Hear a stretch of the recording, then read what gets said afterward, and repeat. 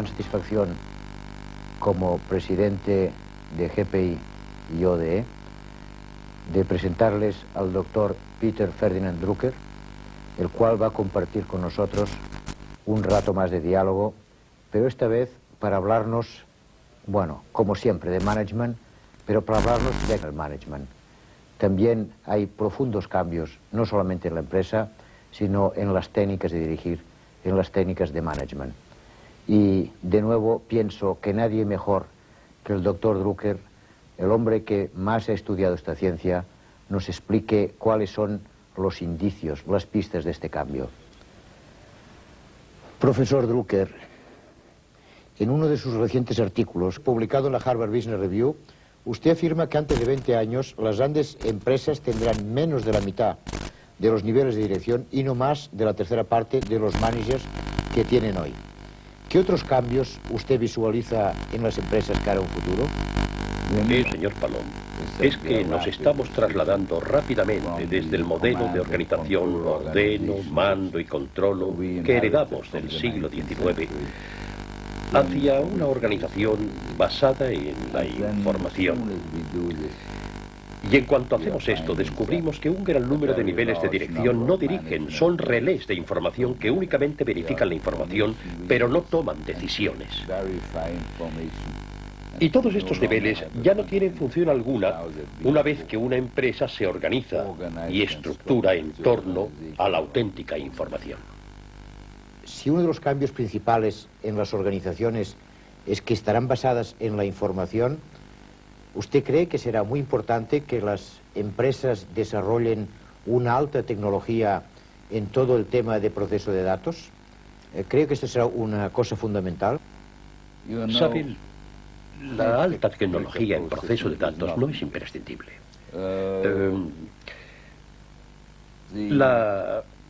La organización basada en la información más eficaz fue la orden jesuita alrededor de 1650. Tenía estrictamente un solo nivel, padre provincial general. Y la responsabilidad de la información estaba organizada así en todo el mundo. Había 16.000 padres. Algunos de ellos estaban solos en China y ejercían un control total. 200 años más tarde, los británicos en la India tuvieron también una organización basada en la información y su única tecnología era la pluma de ganso. 1000 hombres muy jóvenes gobernaron aquel enorme subcontinente, cada uno de ellos informando a un provincial, y cada uno de estos provinciales, había 9 informando a un gobernador general o virrey. Y funcionó muy bien durante 200 años. Ahora bien, al introducir la moderna tecnología de proceso de datos, usted tiene que organizarse alrededor de la información. O de lo contrario, la tecnología puede con usted, le inunda de datos y usted no sabe lo que significa. ¿Cómo piensa que las nuevas tecnologías de la información afectarán realmente a las empresas en sus decisiones y en su estructura? De 3 maneras. La primera es que muchas más decisiones, tal como las definimos ahora, se tomarán mucho más abajo, ya que existirá una comprensión mucho más clara de los objetivos. Otra consecuencia es que las decisiones fundamentales sobre el enfoque del negocio, sobre inversiones de capital, sobre innovación, tendrán muchas más alternativas porque podremos analizarlas mejor. Y el tercer punto, que probablemente es el que hasta ahora estamos haciendo peor, es que podremos cambiar las organizaciones con mucha más rapidez. En una orquesta, en un momento determinado, todos los instrumentos tocan juntos y al instante siguiente la flauta ejecuta un solo. Esto es así porque todos tienen la misma partitura, pero esto todavía no podemos hacerlo en una empresa. Somos aún muy rígidos y hoy hemos de ser más flexibles. Ante un modelo de organización totalmente distinto del militar, yo mando, ordeno, controlo, ¿piensa que tenemos algunos puntos de referencia en otro tipo de organizaciones, no necesariamente empresariales, que nos suministren pistas para entender el posible funcionamiento de las nuevas organizaciones cara al futuro? Sí, hay organizaciones basadas en la información que quizá no son ejemplos, pero sí indicadores. En las orquestas,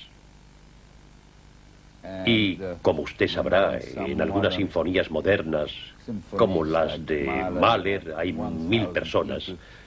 Solo hay un director.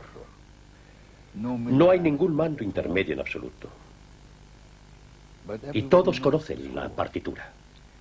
Y en el hospital se organiza todo lo que se necesita ad hoc en la cama del paciente. Y es un trabajo de equipo. Y sí, de acuerdo, el doctor es quien tiene el control y la responsabilidad final. Pero en la cama del paciente, y según lo exija la situación, es la enfermera o el médico residente quien decide y organiza los instrumentos, el equipo cardíaco y el equipo de rayos X. Tenemos pues ejemplos, pero no podemos imitarlos al pie de la letra porque tanto en la orquesta como en el hospital la partitura está muy clara. En el hospital el paciente y el diagnóstico proporcionan la partitura. En la orquesta el compositor que la ha escrito. Lo que sí debemos aprender es a tener un objetivo mucho más y también a formar a la gente en improvisación. Estamos empezando a hacerlo, ya se están viendo bastantes casos, pero es muy pronto todavía. Más de una vez usted me ha hablado de su afición a la música, que hoy todavía también tiene, pero que cuando usted era joven y en su Viena natal había trabajado en orquestas semiprofesionales como segundo violonchelo. Cuando usted se refiere en alguna de sus obras a este importante concepto, para mí muy importante, de sincronía versus secuencia, ¿esto es debido a su afición a la música o es que cree que en el futuro será tan necesario sincronizar los departamentos y las divisiones para que existe una auténtica coordinación y evitar los compartimentos estancos? Vamos hacia ahí, y muy rápido. Estamos pasando de la tradicional secuencia, investigación, ingeniería, fabricación, marketing, a equipos. Y cada vez más, especialmente en la alta tecnología, donde la gente de marketing, la de finanzas y la de fabricación trabaja con la gente de investigación, incluso antes de que la investigación dé comienzo. En consecuencia, investigación tiene cada vez más contacto con marketing. Pero, en realidad, aún tenemos que aprender a crear líderes de equipo y a poner a cada individuo en condiciones de saber cuál es su papel. Porque en la orquesta, en determinados momentos, todos los instrumentos tocan juntos, tutti, y al momento siguiente hay un solo de clarinete, pero existe siempre una partitura. Esto es algo que ninguna orquesta podría improvisar. Los músicos de jazz que improvisan son conjuntos de 8 o 9 personas, y no más. Y hoy tenemos que aprender a crear esa autodisciplina y ese ¿qué puedo aportar yo en grandes cantidades? En algunos campos hemos llegado muy lejos. No hay más que ver a las pequeñas compañías de ordenadores. No IBM, no estrictas. Aquello se parece mucho al ejército romano. No hay flexibilidad. Pero fijémonos en Apple o en competidores pequeños. Ellos han aprendido a trabajar unidos. Y allí Cada jefe de sección, cada líder de un grupo profesional asume la responsabilidad de integrar a su grupo en el conjunto. Y estamos visualizando eso mismo en los bancos. Los grandes bancos mundiales son verdaderos equipos de libre formación, aunque todavía muy elementales. Esto es algo que puede llegar a ser el reto del management de los próximos 30 años. Cómo formar y educar a la gente para que se responsabilice de la sincronía. Mire, el mejor ejemplo es un equipo de fútbol. En un buen equipo de fútbol, y yo de joven también jugaba al fútbol y era razonablemente bueno, usted es responsable de colocarse en el lugar que le corresponde en relación a los demás jugadores. Conseguirlo lleva 2 o 3 años. Y si usted no lo aprende, será una nulidad. Pero si lo aprende, tal vez no llegue a ser un buen jugador de fútbol, pero sí será un buen miembro del equipo. Eso es lo que realmente debemos aprender y también enseñar. Entonces, si el número de directores, el número de directivos va a disminuir, vamos a necesitar que estos directivos que están más abajo, más cerca de las operaciones, reciban un incremento en su capacitación, en su formación, para poder hacer frente a sus nuevas responsabilidades. Sí, pero, ¿sabe, Javier? Aquí hay 2 preguntas. Una pregunta es si el futuro pertenece, de hecho, a las grandes compañías. Creo que no es ninguna casualidad el que durante los últimos 15 años y en todas partes las pequeñas y medianas empresas hayan tenido mucho mejores resultados que las grandes. Es porque en ellas las personas se las unas a las otras. Y esto trae un problema. ¿Cómo lograr combinar el ser una empresa mediana o pequeña con ser una empresa que opere a nivel mundial? Porque el mercado es y será cada vez más global. Lo que está claro es que a las grandes compañías, esos arrogantes buques insignia, no les van muy bien las cosas, les van muy mal. A las empresas de tamaño medio les va todo mucho mejor en el mundo entero, porque quienes trabajan en ellas se conocen entre sí. Y en ellas usted no habla de coordinar fabricación con marketing, sino de coordinar a Jorge con Manuel, y ambos se conocen. Y es muy posible que hayamos sobrepasado el punto máximo en cuanto a tamaño. El gran tamaño ya no es una ventaja si se tiene información. Tal vez esté especulando, pero este muy bien puede ser el camino que estamos siguiendo. ¿Sabe? Mis alumnos siempre acuden a mí y me preguntan ¿dónde debería buscar empleo? Y yo suelo responderles, ve a una compañía grande, porque allí todavía hay mejor training y formación. Pero al cabo de 5 años déjala y ve a una empresa de tamaño medio, porque ahí es donde realmente te permitirán hacer cosas. Y creo que este es el enfoque del futuro. Pero además tendremos que incorporar el aprendizaje continuo. En los Estados Unidos, yo suelo comentar a todos mis colegas profesores que la escuela de negocios centrada en la educación de jóvenes ya ha rebasado su punto de máximo crecimiento. Hoy el futuro está en la formación permanente de personas adultas que ya tienen bastante éxito y que necesitan volver a la escuela para aprender nuevas técnicas, pero que por encima de todo necesitan aprender nuevos comportamientos a medida que avanzan hacia la cumbre y dejan de ser subordinados. Ahí está el futuro. Fundamentalmente, la empresa de mañana ha de ser una institución educadora, un entorno que proporcione saber. Entiendo a través de su contestación que el reto en el futuro será mantenerse flexible y ante un mercado cada vez más global. Y esto exige, como usted nos decía en su último libro, además una alta tasa de innovación. También he leído en algunos artículos suyos recientes que algunas compañías están estructurando mal su innovación, invierten mucho dinero a través de investigación y desarrollo y luego la innovación no aparece. ¿Qué consejo usted daría a las compañías para mantener un departamento de investigación y desarrollo con alto rendimiento y sin estos problemas de bajo rendimiento? ¿Cree que debe cambiarse algo en investigación y desarrollo? En los últimos 100 años, el Departamento de Investigación tiene casi exactamente 100 años. Hemos atravesado 3 etapas. La primera estuvo totalmente orientada a la ciencia. La segunda, cada vez más orientada a la tecnología.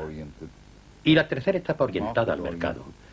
Pero creo que a partir de ahora, la investigación estará cada vez más orientada a los negocios. Hoy ya partimos de objetivos de negocio, de resultado, y los proyectamos hacia la investigación. Y la investigación ha dejado de ser una actividad aparte. Esto tiene enormes implicaciones para todos los managers, porque en general ni siquiera los managers titulados en ingeniería entienden de tecnología. Entienden solo de ingeniería, pero la razón de la tecnología, su dinámica, es algo que muy pocos managers comprenden. Por tanto, debemos aprender, especialmente al entrar en negocios biológicos, farmacéuticos, biogenéticos, a integrar la investigación como una función de negocios y no como una función técnica. De modo que empecemos con los resultados de negocios deseados y los proyectemos a la ciencia y a la tecnología, pero proyectando también la ciencia y la tecnología hacia los resultados de negocio. La industria farmacéutica es muy buena en esto. En cambio, las industrias antiguas, como la eléctrica, la automovilística, la telefónica, son muy malas. Todavía ven la tecnología como algo aparte. Y sí, tecnología y marketing son dos polos. Y todos sabemos que el polo norte y el polo sur están siempre separados, pero siempre forman parte del mismo cuerpo. Y es que hemos de aprender. Algunos están haciendo un buen trabajo, muy bueno, particularmente la gente orientada a la biología.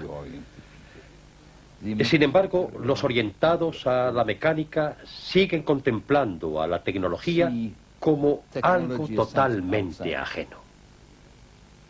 Si en el futuro el número de niveles del organigrama va a reducirse, va a comprimirse, hay un tema que nos preocupa a todos los directivos y es de qué manera podremos mantener motivados a una serie de directivos jóvenes que muy pronto alcanzarán lo que podríamos llamar su máxima promoción, su promoción terminal.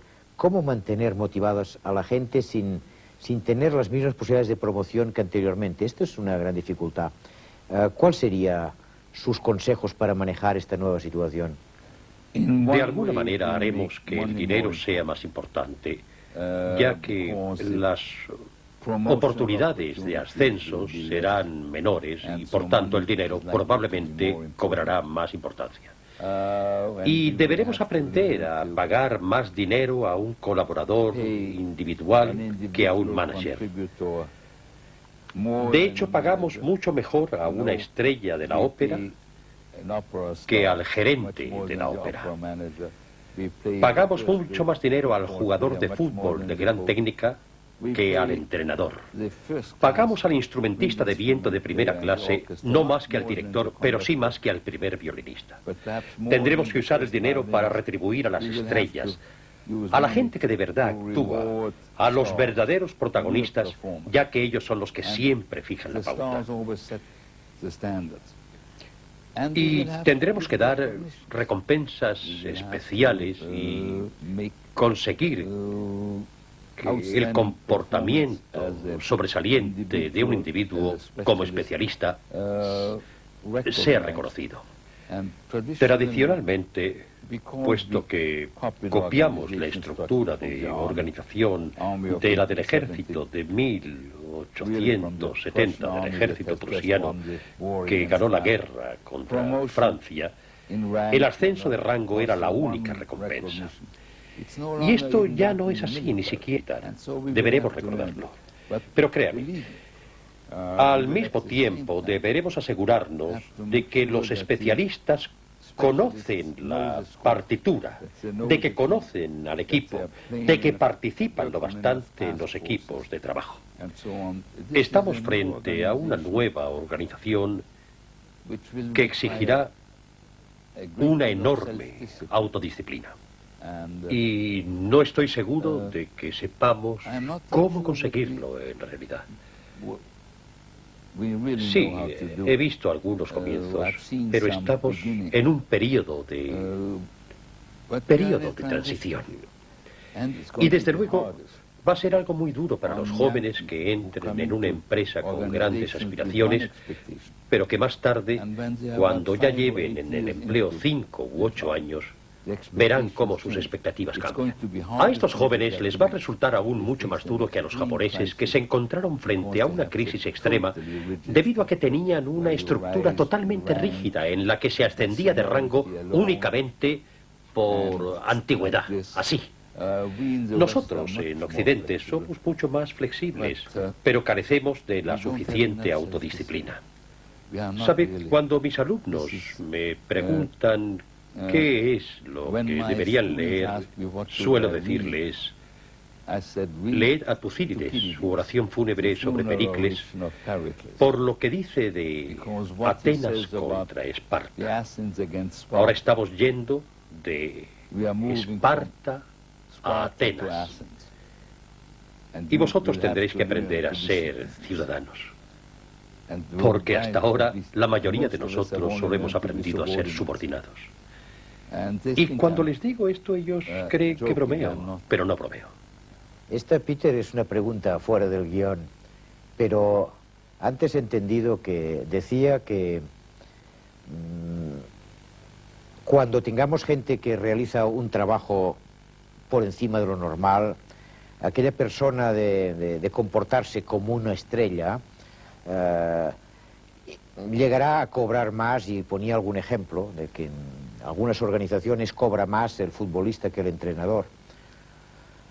Esto se contradice en cierta con las opiniones de algún psicólogo como Friedrich Herzberg, que se hizo popular, como usted sabe, porque alguien entendió que decía que el dinero no era un factor realmente motivador. ¿Cuál es su verdadera opinión, Peter, respecto a el dinero y la motivación? Mire, sabemos que a partir de cierto nivel el dinero no es un gran motivador. Pero Herzberg demostró que el descontento con el dinero es la causa de mayor insatisfacción. Y las personas se miden a sí mismas en relación a cómo se les paga respecto a los demás. Este es el problema del dinero. Es algo tan emocional. Sin embargo, deberemos usar el dinero para motivar, porque tenemos muy pocas cosas más. Bueno, está también el reconocimiento. ¿Sabe? La mejor recompensa para la gente que tiene conocimientos es, ¿cómo le diría yo? Es enseñar. Si de verdad quiere motivar a un buen vendedor, haga que se levante de entre los demás vendedores y les diga: así es como consigo yo mis resultados. Esta es la mayor satisfacción, la mejor vanidad. Es mucho más que vanidad.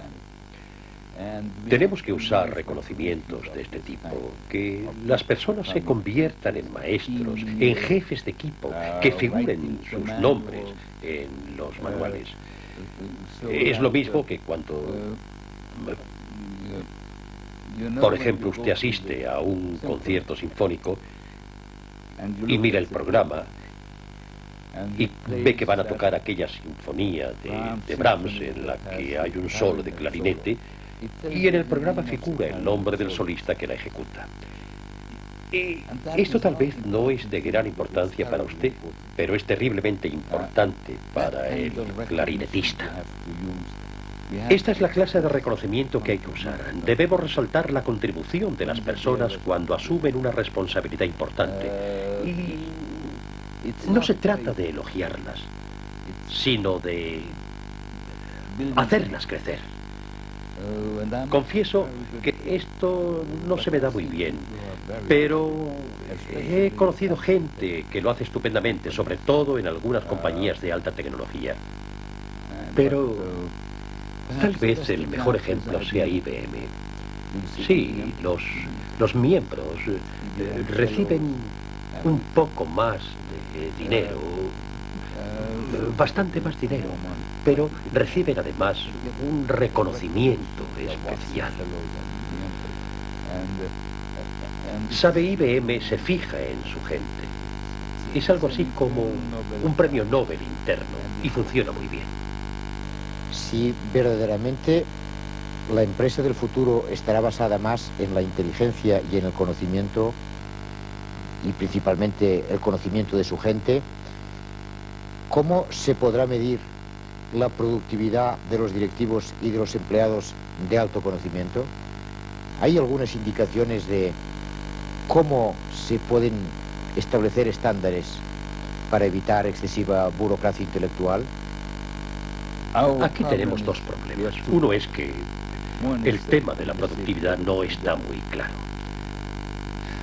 ¿Cuál es la productividad de un ingeniero de diseño? La de un vendedor es mucho más sencillo. Pero ¿cuál es la productividad de un contable de impuestos?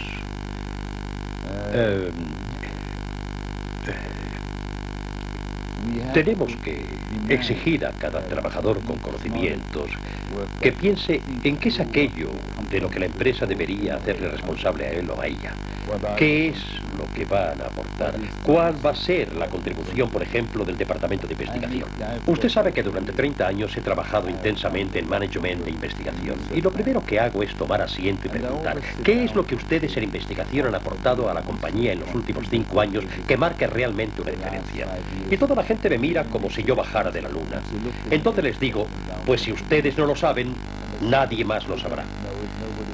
Y luego les pregunto, ¿qué van a aportar a ustedes? Y cuando me contestan que no pueden prometer nada, insisto, entonces, ¿para qué les tiran a ustedes el nómina? Desde luego, no soy muy popular, que digamos. Sin embargo, después de 2 o 3 años, la gente empieza a comprenderlo y cuenta de que se trata de una pregunta muy difícil de responder, pero muy importante. Y también es un modo de que surjan diferencias de opinión.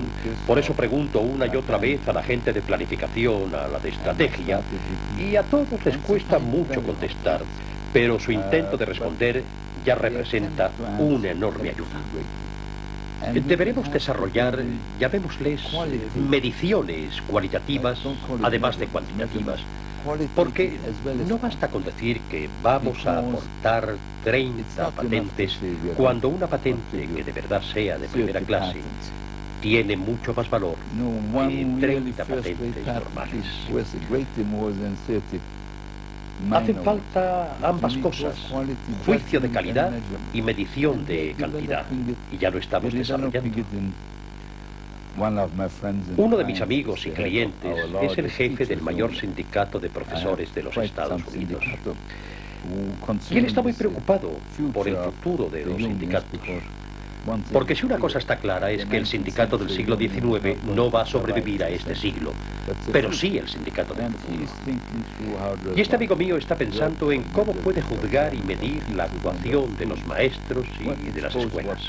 Lo que un niño aprende en la escuela se puede comprobar y evaluar, pero está también la formación. ¿Qué clase de persona va a ser? Y esto es aplicable a todo el trabajo intelectual, de conocimientos. Esta clase de trabajo es siempre cualitativo y cuantitativo. Si usted, por ejemplo, fabrica zapatos, usted fija los estándares mínimos de calidad y el resto es cantidad, pero esto no es así en el trabajo de conocimiento. Se necesitan ambas cosas. Y esto mismo estamos empezando a verlo en los médicos. Ahora, en los Estados Unidos existe un sistema con el que los médicos se evalúan entre sí. Cuando usted pregunta a un médico cuál es el índice de mortalidad en cirugía de corazón abierto, se trata de una medida cuantitativa. Pero si usted le pregunta qué clases de pacientes son los que trata, y este médico tiene pacientes que son gente razonablemente sana, cuyo riesgo de mortalidad es mucho menor al de las personas que ya han tenido el tercer ataque de corazón, entonces usted tiene que medir y también ponderar. Esto es lo que ya estamos empezando a desarrollar. Y al hacerlo, descubrimos incidentalmente que esta era una de las grandes preguntas del metafísico catalán Ramon Llull, que fue el primero en formularla en el siglo XII. Nadie pudo contestarla entonces. Pues bien, nosotros tenemos que contestarla ahora. Esta nueva empresa que usted nos diseña, basada en el conocimiento y en la información, será una sociedad que probablemente necesitará un grado importante de integración entre la alta dirección y los mandos medios. En Europa, en España, en Iberoamérica, se habla mucho de esta integración del mando medio con respecto al mando de arriba, al top management, pero en la práctica pienso que se hace demasiado poco. Incluso en algunas empresas el mando medio está más bien hacia otro lado. ¿Cómo cree usted que deberían actuar los directivos de las grandes empresas y de las empresas medias para asegurarse la imprescindible lealtad, en mi opinión, porque está en el sector de la operación con respecto al total de la empresa? ¿Cuáles serían sus principales consejos? Señor Palom, esta se convertirá en una cuestión cada vez más importante y me alegra mucho que usted la plantee, porque el mando intermedio de hoy y mañana es y será muy diferente al de ayer. Hoy los mandos intermedios son personas con educación superior, que hablan idiomas, que pueden ir a cualquier lugar, son totalmente móviles y usted tiene que ganarse su lealtad, y la lealtad es una calle de dos direcciones. Y usted debe no solo hablar de que los mandos formen parte de la dirección, usted debe hacer que formen parte de la alta dirección, dándoles responsabilidad, exigiéndole cosas, escuchándoles, diciendo: es mi cometido como jefe suyo permitir que usted pueda hacer su tarea. ¿Qué puedo hacer yo para que usted pueda desempeñar su trabajo? Sí. Usted debe integrar a los mandos intermedios en su estructura de management, porque ahora ellos pueden irse de la empresa. Los jóvenes saben idiomas y no les asusta aprenderlos. Y los jóvenes no tienen reparos en cualquier parte del mundo. Muchos de ellos han viajado cuando eran más jóvenes por toda Europa. Así que pueden marcharse y de hecho lo harán. Por eso, usted tiene que preocuparse del desarrollo de sus mandos, asegurándose de que continúen aprendiendo, procurando que asistan a los cursos adecuados que les permitan aumentar sus conocimientos, retándoles a que piensen en qué pueden contribuir ellos, qué pueden aportar, de modo que sus mandos piensen: esta es